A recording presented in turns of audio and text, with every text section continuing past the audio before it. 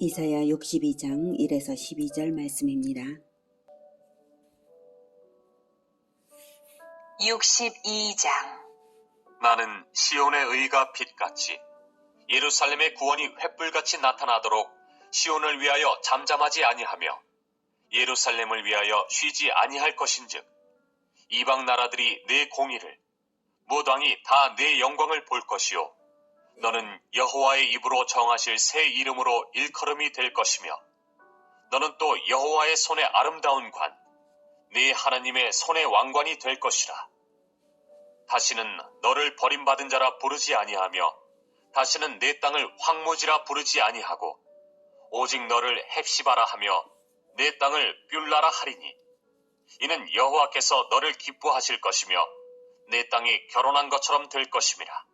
마치 청년이 처녀와 결혼함 같이 내 아들들이 너를 취하겠고 신랑이 신부를 기뻐함 같이 내 하나님이 너를 기뻐하시리라. 사랑하는 형제 여러분, 5월 1일 월요일 저녁 목상에 오신 것을 환영합니다. 60장에서는 새 시온의 영광을 묘사했고요. 61장에서는 그리스도가 사역을 개시하면 회복될 것을 이렇게 말했습니다. 이사야 61장 1에서 6절을 제가 요약적으로 읽어드리면 주 여호와의 영이 내리셨으므로 가난한 자에게 아름다운 소식을 전하게 하셨는데 마음이 상한 자를 고치며 포로된 자에게 자유를 선포하며 여호와의 은혜의 해와 우리 하나님의 보복의 날을 선포하는 것, 그것이 바로 그리스도의 사역이라고 말했습니다.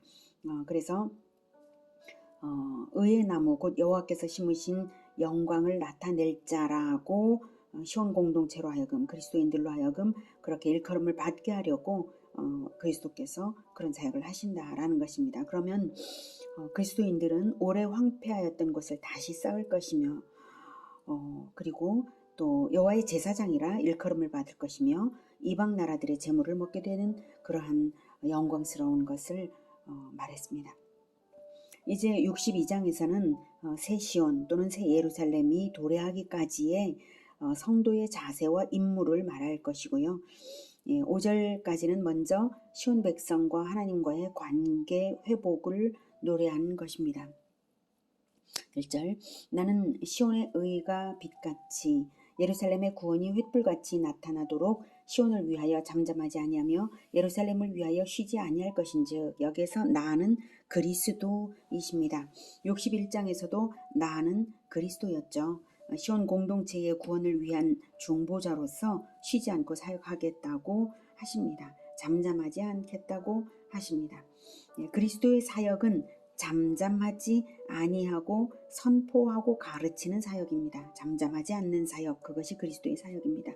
복음 선포와 진리의 가르침으로써 구원 사역을 하는 것입니다. 그 결과 2절 이방 나라들이 내 공의를 뭇 왕이 다 내 영광을 볼 것이요 너는 여호와의 입으로 정하실 새 이름으로 일컬음이 될 것이라고 말을 하고 있습니다. 그리스도의 사역의 결과 시온 공동체는 공의와 영광이 온 세상에 명백히 드러나고 하나님의 백성으로서의 새 이름을 받게 될 것입니다.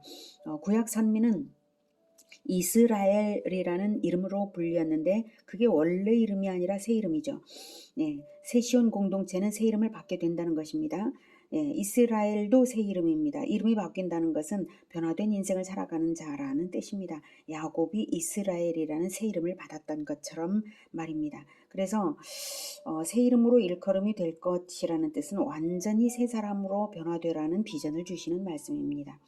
요한계시록에서도 새 이름을 주신다고 하는데 정작 그 새 이름이 무엇인지를 말씀하시지는 않거든요. 새 인생, 새로이 변화받은 자라는 뜻이니까 새 이름이 무엇이냐가 중요한 게 아니라 새 인생, 새 변화받은 자로 살게 된다, 이런 뜻이에요. 그 자체가. 그래서 요한계시록 2장 17절에는 귀 있는 자는 성령이 교회들에게 하시는 말씀을 들을지어다. 이기는 그에게는 내가 감추었던 만나를 주고 또 흰돌을 줄 터인데 그 돌 위에 새 이름을 기록한 것이 있으니 받는 자밖에는 그 이름을 알 사람이 없느니라, 이렇게 말씀하세요. 만나와 흰돌을 줄 터인데 새 이름이 기록되어 있다, 이 말씀하시잖아요. 만나는 영의 양식 진리의 말씀이고요. 흰 돌은 성전의 머릿돌 대신 그리스도를 따르는 성도를 의미하죠.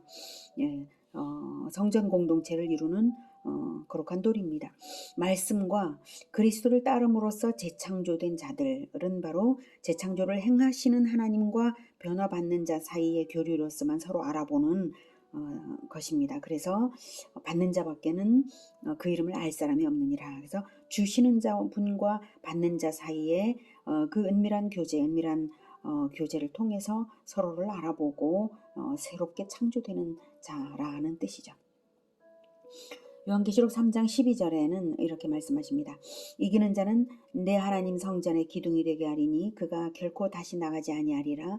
내가 하나님의 이름과 하나님의 성 곧 하늘에서 내 하나님께로부터 내려오는 새 예루살렘의 이름과 나의 새 이름을 그 위에 기록하리라. 이렇게 말씀하고 계십니다. 새 예루살렘의 이름, 나의 새 이름. 네.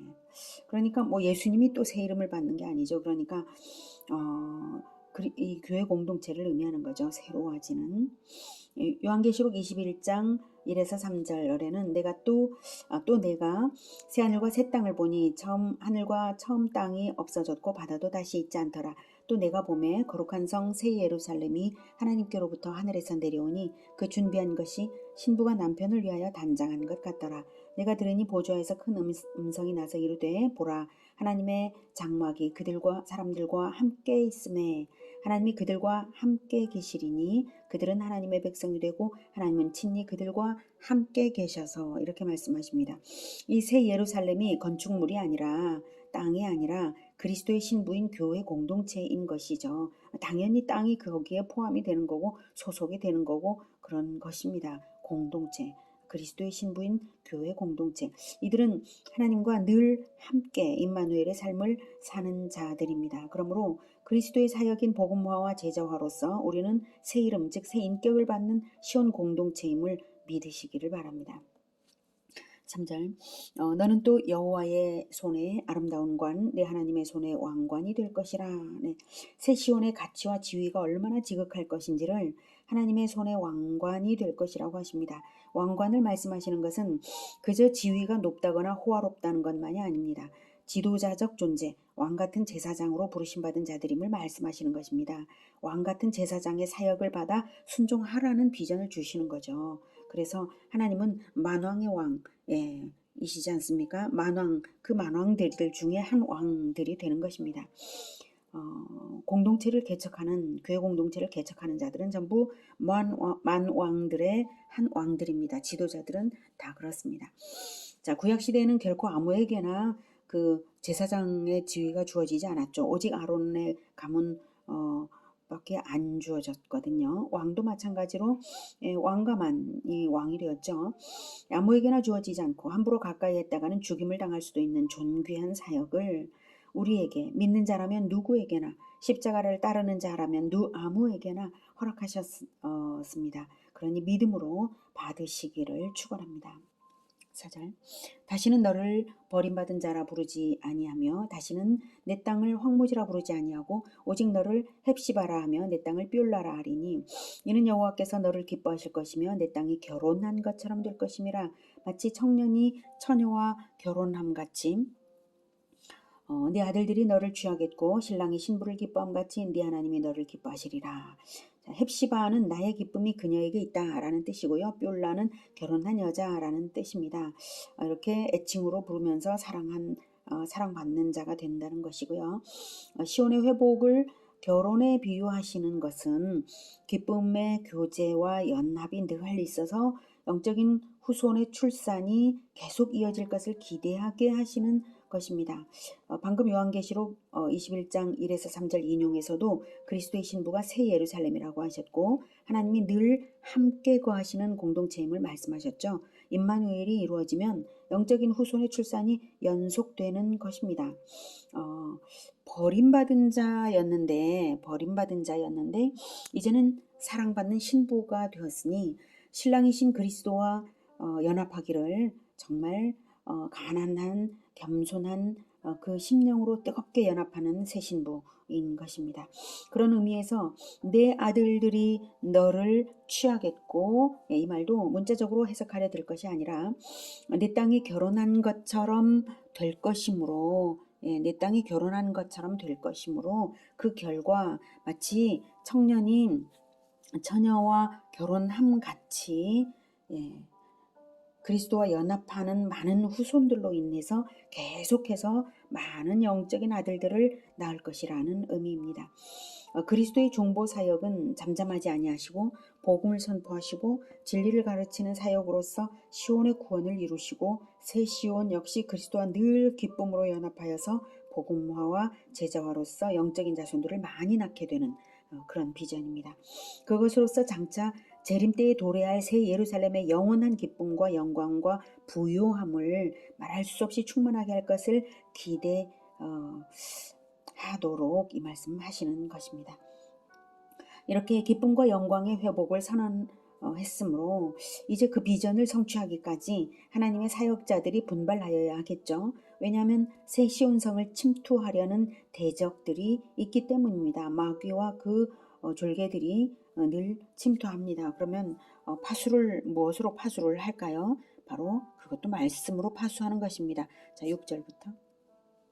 예루살렘이여, 내가 너의 성벽 위에 파수꾼을 세우고 그들로 하여금 주야로 계속 잠잠하지 않게 하였느니라.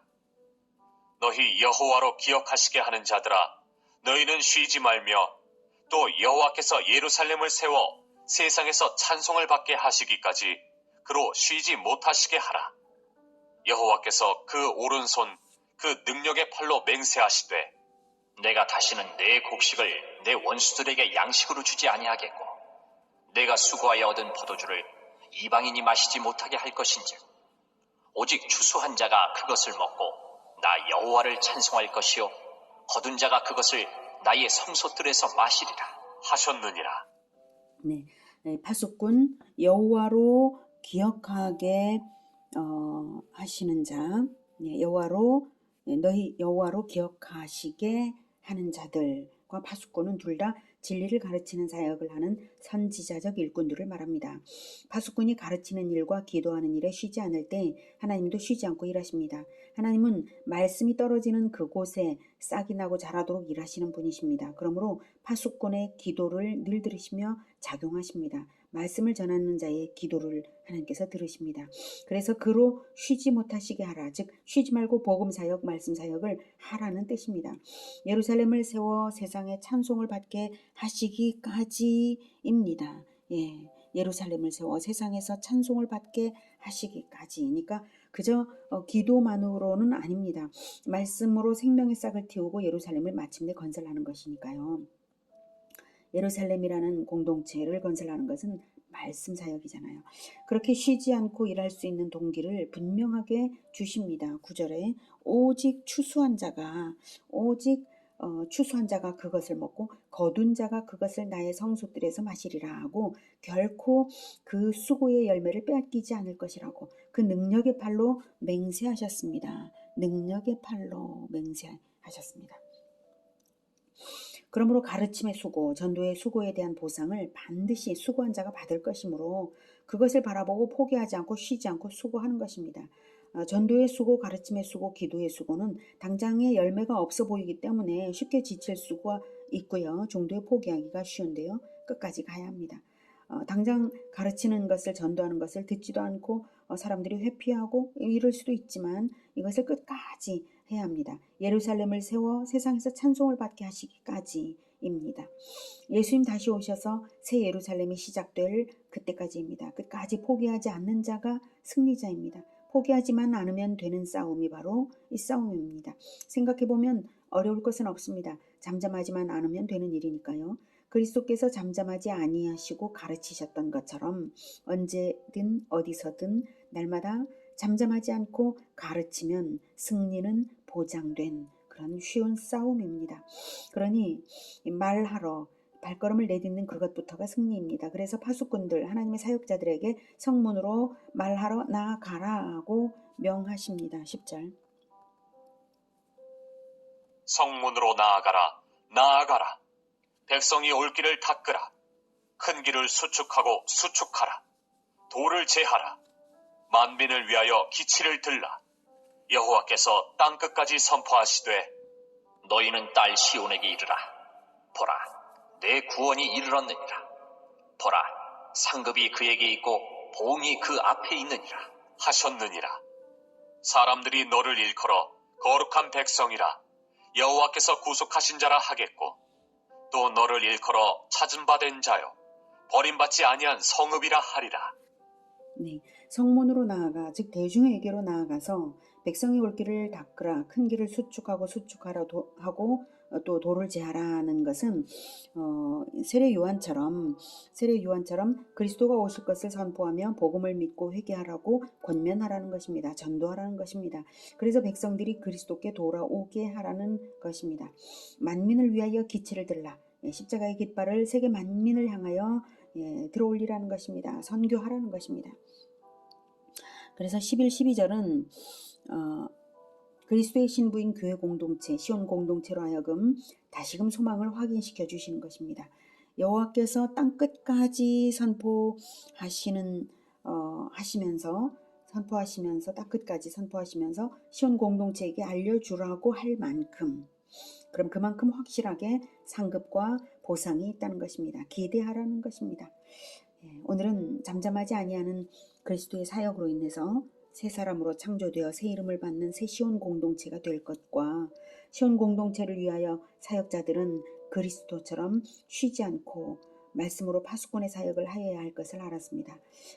수고에 대한 상급을 확실하게 보장하시는 하나님의 음성을 들었으므로 쉬지 않고 잠잠하지 않고 전도하고 가르치며 복음을 전하는 우리 모두가 되기를 기원합니다. 기도하겠습니다. 하나님, 그리스도의 사역을 우리에게도 주셔서 이 영광스러운 사역을 하게 하시니 감사합니다. 그리고 또한 이 사역에 대하여 놀라운 그 보상을 보장하여 주시니 정말로 감사합니다. 우리가 멈추지 않겠습니다. 잠잠하지 않겠습니다. 부지런히 복음을 전하고 그리고 날마다 가르치겠습니다. 하나님 아버지, 우리가 말씀을 전할 때, 복음을 선포할 때 그 말씀이 하나도 헛되게 사라져버리지 않도록 주님 도와주시옵소서. 그래서 반드시 싹이 돋고 자라나서 열매가 맺고 결실이 되고, 그리고 영적인 후손들을 많이 낳는 그러한 결과가 되도록 우리 주 하나님께서 역사해 주시기를, 전도의 현장과 가르침의 현장에서 늘 역사해 주시기를 간절히 원합니다. 주님, 우리와 함께 동행하시며 도와주시옵소서. 예수 그리스도 이름으로 기도드립니다. 아멘. 이어지는 시간은 개인 기도 시간입니다.